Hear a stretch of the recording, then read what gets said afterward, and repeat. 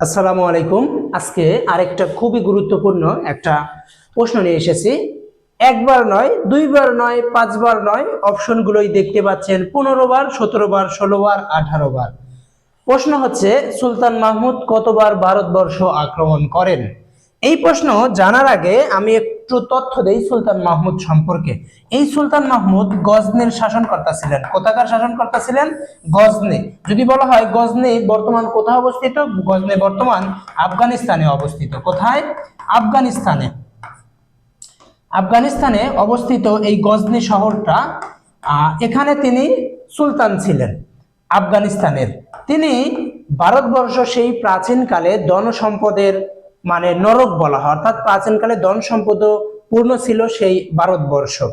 মানুষ সেই গ্রিস বলেন, ম্যাসিডোনিয়া বলেন, গ্রিক বীর আলেকজান্ডার, অর্থাৎ তার দেশের রাজ্য শাসন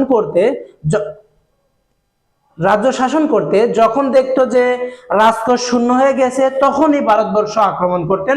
ওখান থেকে মণিমুক্তা গহনা, টাকা, ধন সম্পদ লুট করে তার দেশ ভালোভাবে পরিচালনা করতেন।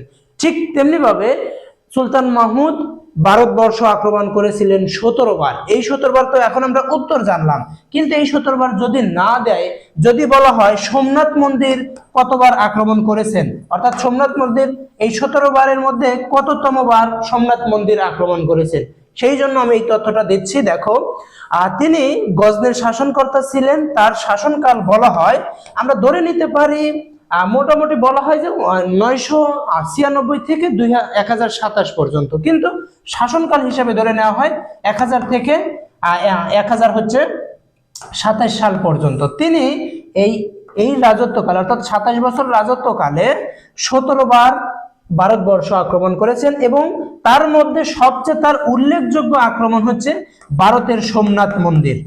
এই সোমনাথ মন্দির ভারতের কোন অঞ্চলে অবস্থিত? গুজরাট অঞ্চলে অবস্থিত। গুজরাট অঞ্চলে এই সোমনাথ মন্দিরটা অবস্থিত। তিনি 16তম বার এই সোমনাথ মন্দির মানে আক্রমণ করে ছিলেন। এই সোমনাথ মন্দির নিয়ে অনেক ঘটনা আছে। তাহলে আমরা এখান থেকে জানলাম সুলতান মাহমুদ কতবার ভারতবর্ষ আক্রমণ করেন?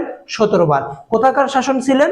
গজনির শাসনকর্তা ছিলেন। গজনি কোথাকার অবস্থান? বর্তমান আফগানিস্তান। তিনি সোমনাথ মন্দির কততম আক্রমণ করেছিলেন? 16তম। এছাড়াও যদি প্রশ্ন আসে, সুলতান মাহমুদের সেই সময় একজন সভাকবি ছিলেন যাকে প্রাচ্যর হুমার বলা হয়, অর্থাৎ ফেরদৌসিকে, এই যে শাহনামার লেখক ফেরদৌসি। এছাড়াও এই সুলতান মাহমুদের একজন হচ্ছে জ্যোতির্বিদ ছিল, তার রাজত্বকালে এক জ্যোতির্বিদ ছিল আল বেরুনি। তাহলে এই তথ্যগুলো একটু জানবা। সুলতান মাহমুদের মানে রাজকোষের জ্যোতির্বিদ ছিল আল বেরুনি, তার সময় সভাকবি ছিল শাহনামার লেখক ফেরদৌসি। আশা করছি এতটুকু তথ্য দিলে তোমার সুলতান মাহমুদ থেকে আর বাইরে যাবে না। ভালো থাকবা, সুস্থ থাকবা। আসসালামু আলাইকুম।